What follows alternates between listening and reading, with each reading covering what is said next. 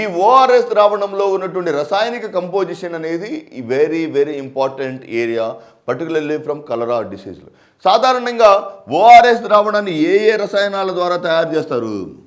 ఓఆర్ఎస్లో ఉన్నటువంటి ప్రధానమైనటువంటి అనుఘటకాలు సాధారణంగా సోడియం క్లోరైడ్,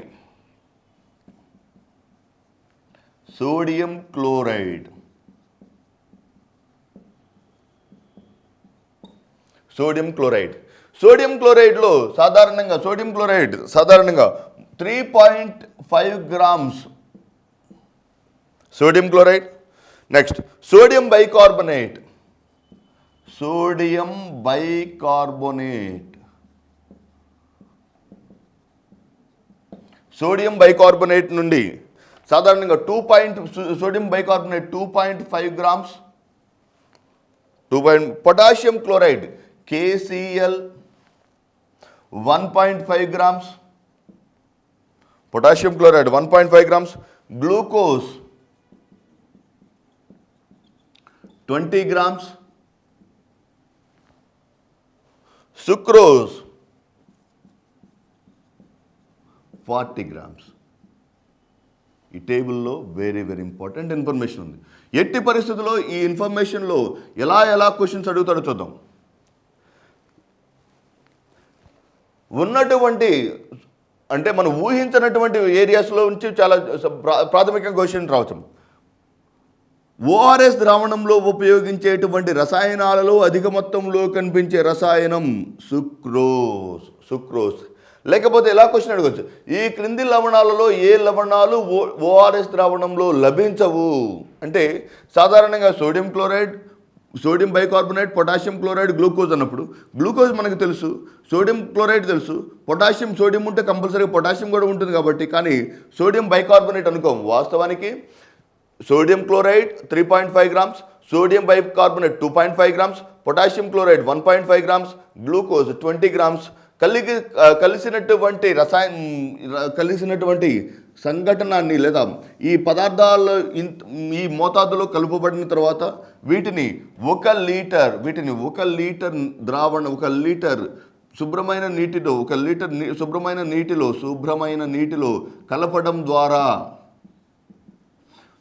నీటిలో కలపడం ద్వారా కనిపించే లక్షణాన్ని ఈ ఉన్నటువంటి ఓఆర్ఎస్ లవణాలను 1 లీటర్ నీటిలో పోర్టబుల్ వాటర్లో కలుపుకొని త్రాగడం ద్వారా ఆ వ్యాధిగ్రస్తుల శరీరం నుంచి డీహైడ్రేషన్ లేదా నిర్జలీకరణం అనే ప్రభావం నుండి వారు బయటపడవచ్చు.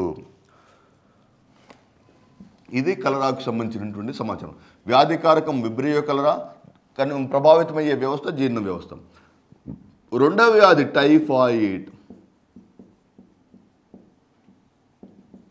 టైఫాయిడ్ వ్యాధి సాధారణంగా మానవ శరీరంలోని జీర్ణ వ్యవస్థను ప్రధానంగా ప్రభావితం చేసే వ్యాధి.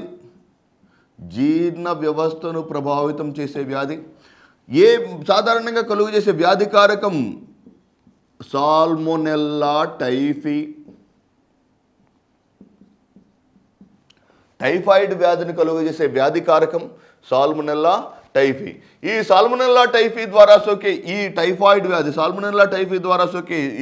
వ్యాధి మానవ శరీరంలో జీర్ణ వ్యవస్థను ప్రభావితం చేస్తుంది కనుక మరియు దీనిని గుర్తించడానికి చేసేటువంటి పరీక్షా విధానాన్ని వైడాల్ పరీక్ష అంటారు. దీన్ని గుర్తించడానికి లేదా ఈ వ్యాధి నిర్ధారణకు చేసే చికిత్సా విధానాన్ని వ్యాధి నిర్ధారణకు చేసే పరీక్షను వైడాల్ పరీక్ష అని అంటారు. సాధారణంగా ఈ వ్యాధి యొక్క నిర్ధారణకు లేదా వ్యాధి యొక్క నివారణకు ఉపయోగించే మందులను సల్ఫా డ్రగ్స్ అని అంటారు. వెరీ వెరీ ఇంపార్టెంట్ క్వశ్చన్, చాలాసార్లు రిపీటెడ్గా ప్రీవియస్ ఎగ్జామ్స్లో అడిగినటువంటి క్వశ్చన్. ఈ క్రింది టైఫాయిడ్ వ్యాధికి ఇచ్చేటువంటి మందులు సల్ఫా డ్రగ్స్ అంటే టైఫాయిడ్ కొరకు అనేక రకాలైనటువంటి జెనరిక్ నేమ్స్తో ఉన్నటువంటి మందులు ఉన్నాయి, కానీ వాటిలో ప్రధానంగా మనకు కనిపించే మందు ఏంటిది? Sulpha drugs. క్షయ లేదా ట్యూబర్క్యులోసిస్ లేదా TB. Tuberculosis very very important disease. For 2014 భారత ప్రభుత్వం మొట్టమొదటిసారిగా ఒక వ్యాధి కొరకు ప్రభుత్వ ప్రైవేట్ భాగస్వామ్యంలోకి వెళ్ళినటువంటి ఏకైక వ్యాధి ట్యూబర్క్యులోసిస్. ప్రభుత్వ ప్రైవేట్ భాగస్వామ్యం అనగా దీనిలో ఈ వ్యాధి యొక్క చికిత్స కొరకు అధిక సంఖ్యలో ఆరోగ్య నిపుణులు అవసరం కనుక ఈ వ్యాధి యొక్క చికిత్సా విధానానికి ఆరోగ్య నిపుణులను ప్రభుత్వం నియమించుకోలేని పరిస్థితుల్లో, వ్యాధిగ్రస్తులను ఆరోగ్య నిపుణులను ప్రభుత్వం నియమించుకోలేని పరిస్థితుల్లో ప్రభుత్వ ప్రైవేట్ భాగస్వామ్యం, పబ్లిక్ ప్రైవేట్ పార్ట్నర్షిప్ కరెంట్ రిలేటెడ్కి వచ్చినప్పుడు పబ్లిక్ ప్రైవేట్ పార్ట్నర్షిప్ విధానంలో, పీపీపీ విధానంలో, పబ్లిక్ ప్రైవేట్ పార్ట్నర్షిప్ విధానంలో మొట్టమొదటిసారిగా ప్రవేశించినటువంటి వ్యాధి కారకం మైకోబాక్టీరియం ట్యూబర్క్యులోసం. మైకోబాక్టీరియం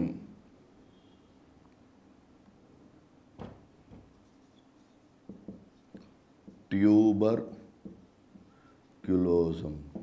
వ్యాధిని కలుగజేసే వ్యాధి కారకం మైకోబాక్టీరియం ట్యూబర్క్యులోసం. ఈ మైకోబాక్టీరియం ట్యూబర్క్యులోసం కలుగజేసే ఈ టైఫాయిడ్ వ్యాధి మానవ శరీరంలో గాలి ద్వారా సోకే వ్యాధి కారకం ఎలా వ్యాప్తి చెందుతుంది? గాలి ద్వారా వ్యాప్తి చెందుతుంది.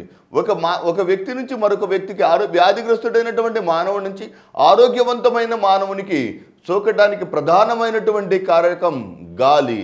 ఈ గాలి ద్వారా సోకినటువంటి ఈ వ్యాధిని నిర్ధారించడానికి చేసే పరీక్షా విధానాన్ని మాంటాక్స్ పరీక్ష అని అంటారు. Very very important.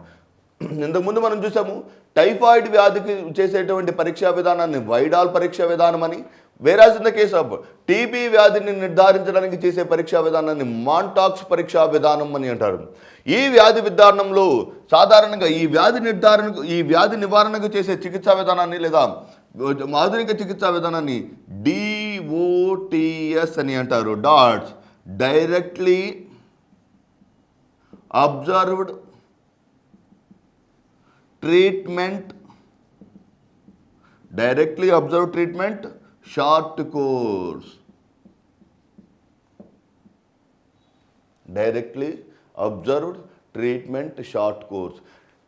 లేదా డాట్స్ చికిత్సా విధానాన్ని ఈ క్రింది వ్యాధుల్లో ఏ వ్యాధి కొరకు ఇవ్వటం జరుగుతుంది? ఏ వ్యాధికి ఇవ్వటం జరుగుతుంది? సాధారణంగా క్షయ వ్యాధికి చేసేటువంటి చికిత్సా విధానాన్ని డాట్స్ చికిత్సా విధానం అని అంటారు. ఈ డాట్స్ చికిత్సా విధానంలో ఏం జరుగుతుందంటే, ఒక ఆరోగ్య నిపుణుడు ఉదయాన్నే లేకపోతే సాయంత్రం లేదా ఒక వ్యాధిగ్రస్తునకు తన యొక్క ప్రత్యక్ష పర్యవేక్షణలో, వెరీ వెరీ ఇంపార్టెంట్, వ్యాధిగ్రస్తుని యొక్క ప్రత్యక్ష పర్యవేక్షణలో ఆరోగ్య నిపుణుని యొక్క ప్రత్యక్ష పర్యవేక్షణలో వ్యాధిగ్రస్తునకు చికిత్సను అందించడాన్ని డాట్స్ చికిత్సా విధానం లేదా directly observed treatment short course. ఎప్పుడైతే ఈ వ్యాధిగ్రస్తుడు తన యొక్క చికిత్సా విధానాన్ని నిరంతరం అలా కంటిన్యూస్గా లేదా అలాగే కొనసాగించడం ఆపేస్తాడు, వెంటనే అతనిలో కనిపించేటువంటి 2 రకాలైనటువంటి రోగనిరోధక శక్తులు కనిపిస్తాయి. One is MDR and XDR, multi drug resistance and extreme drug resistance. Multi drug resistance అనేక రకాలైనటువంటి యాంటీబయాటిక్స్కి ఆ వ్యాధిగ్రస్తుడు లేదా ఆ వ్యాధి సోకినటువంటి వ్యక్తి నిరోధకతను చూపుతాడు. ప్రత్యేకంగా ఆ వ్యాధికారకం మొండిబారినటువంటి వ్యాధికారకంగా తయారవుతుంది. ఇంకా సివియర్ కండిషన్స్లో, ఇంకా తీవ్రమైన పరిస్థితుల్లో ఎక్స్ట్రీమ్ డ్రగ్ రెసిస్టెన్స్ ద్వారా ఇంకా ఎటువంటి మందు ఇచ్చినప్పటికీ ఈ వ్యాధికారకం లొంగకపోతే దాన్ని ఎక్స్ట్రీమ్ డ్రగ్ రెసిస్టెన్స్ అని అంటారు. మల్టీ డ్రగ్ రెసిస్టెన్స్ మరియు ఎక్స్ట్రీమ్ డ్రగ్ రెసిస్టెన్స్ విధానాల ద్వారా ఆ వ్యాధిగ్రస్తునికి ఎటువంటి చికిత్సను మనం అందించలేము. అంటే సాధారణంగా చేసే చికిత్సా విధానాన్ని డాట్స్ చికిత్సా విధానం అంటారు. మరి అప్పుడే పుట్టినటువంటి చిన్నపిల్లవాడికి మనం ఎటువంటి వస్త్రాలనైనా మంచి వస్త్రాలను అందించవచ్చు, కానీ గాలిని మాత్రం శుభ్రపరిచి ఇవ్వలేము. కనుక గాలిని మాత్రం ఎట్టి పరిస్థితుల్లో అప్పుడే పుట్టినటువంటి చిన్నపిల్లవాడికి ఎంత మాత్రమని గాలిని అందించగలం. అందువలన మొట్టమొదటిసారిగా పుట్టిన పిల్లవాడికి ఇవ్వవలసినటువంటి వ్యాక్సిన్ ట్యూబర్క్యులోసిస్కి సంబంధించిన వ్యాక్సిన్. ఎందుకంటే ఇది గాలి ద్వారా సోకే వ్యాధి. ఎందుకంటే ఇది గాలి ద్వారా సోకే వ్యాధి. ఈ గాలి ద్వారా సోకే వ్యాధి అయినటువంటి ట్యూబర్క్యులోసిస్ను నివారించడానికి చిన్నపిల్లల్లో ఎప్పటికప్పుడు ఇవ్వవలసినటువంటి, చిన్నపిల్లల్లో ముందస్తుగా ఇవ్వవలసినటువంటి వ్యాక్సిన్ BCG, బ్యాసిల్లస్ కాల్మెటోగ్వరైన్. 2 క్వశ్చన్లు వెరీ వెరీ ఇంపార్టెంట్. అప్పుడే పుట్టినటువంటి పిల్లవాడికి ముందస్తుగా ఇవ్వవలసిన వ్యాక్సిన్ BCG వ్యాక్సిన్, మరియు గర్భిణీ స్త్రీకి ముందస్తుగా ఇవ్వవలసిన వ్యాక్సిన్ టెటానస్ టాక్సాయిడ్ లేదా TT vaccine. Very very important. TT vaccine అప్పుడే పుట్టినటువంటి చిన్నపిల్లవాడి, అప్పుడే గర్భిణీ అయినటువంటి స్త్రీకి ముందస్తుగా ఇవ్వవలసినటువంటి వ్యాక్సిన్ TT వ్యాక్సిన్, మరియు అప్పుడే పుట్టినటువంటి చిన్నపిల్లవాడికి ముందస్తుగా ఇవ్వవలసినటువంటి వ్యాక్సిన్ BCG వ్యాక్సిన్. మరియు భారతదేశం ట్యూబర్క్యులోసిస్ లేదా క్షయవ్యాధి యొక్క నిర్ధారణకు లేదా నియంత్రణకు భారతదేశం చేపట్టినటువంటి చికిత్సా విధానాన్ని NTCP అని అంటారు, నేషనల్ ట్యూబర్క్యులోసిస్ కంట్రోల్ ప్రోగ్రామ్. జాతీయ క్షయ నిర్మూలన పథకాన్ని ప్రవేశపెట్టి క్షయవ్యాధి ద్వారా జరిగే మరణాల యొక్క సంఖ్యను తగ్గించడానికి తీవ్రంగా ప్రయత్నించడం జరుగుతుంది. టీబీ లేదా క్షయవ్యాధి తర్వాత ప్రముఖమైనటువంటి వ్యాధి, 4వ వ్యాధి లెప్రసీ లేదా కుష్టు.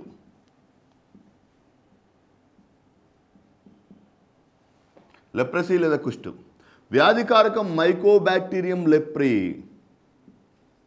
Mycobacterium leprae. లెప్రసీ లేదా కుష్టి వ్యాధిని కలుగు చేసే వ్యాధికారకం మైకోబాక్టీరియం లెప్రీ అనే బ్యాక్టీరియా. గుర్తుపెట్టుకోండి, లెప్రసీ అనేది బ్యాక్టీరియా ద్వారా సోకే వ్యాధి, కుష్టు అనేది బ్యాక్టీరియా ద్వారా సోకే వ్యాధి. ఏ బ్యాక్టీరియా ద్వారా సోకుతుంది? సాధారణంగా మైకోబాక్టీరియం లెప్రీ అనే బ్యాక్టీరియా ద్వారా సోకే ఈ వ్యాధి మానవ శరీరంలోని కండర వ్యవస్థను ప్రభావితం చేస్తుంది. కండరాలకు సోకే వ్యాధి.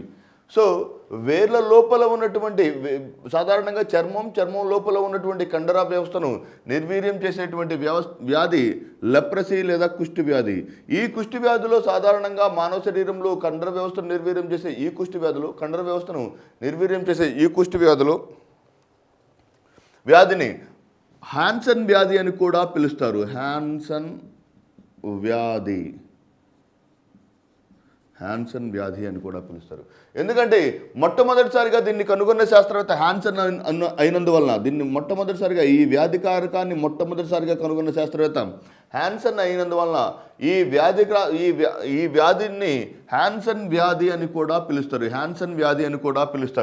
ఈ హాన్సన్ వ్యాధి ద్వారా సోకేటువంటి ఈ హాన్సన్ వ్యాధిలో సాధారణంగా కండరాలకు సోకేటువంటి వ్యాధి అత్యంత ఎగ్జామినేషన్ పాయింట్ ఆఫ్ వ్యూలో చాలా చాలా ట్రికీ ఏరియా. సాధారణంగా కుష్టి వ్యాధి ప్రత్యక్ష తాకిడిల ద్వారా ఎట్టి పరిస్థితుల్లో సోకదు. ప్రత్యక్ష స్పర్శల ద్వారా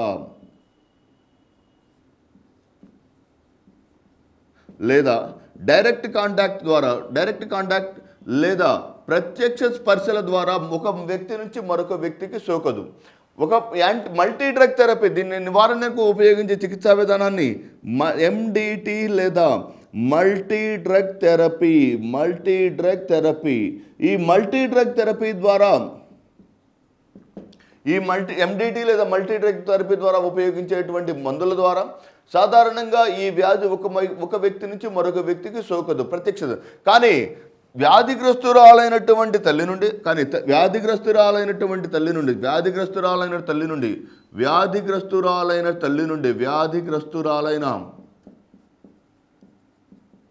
తల్లి నుండి శిశువుకి ఈ వ్యాధి సోకుతుంది.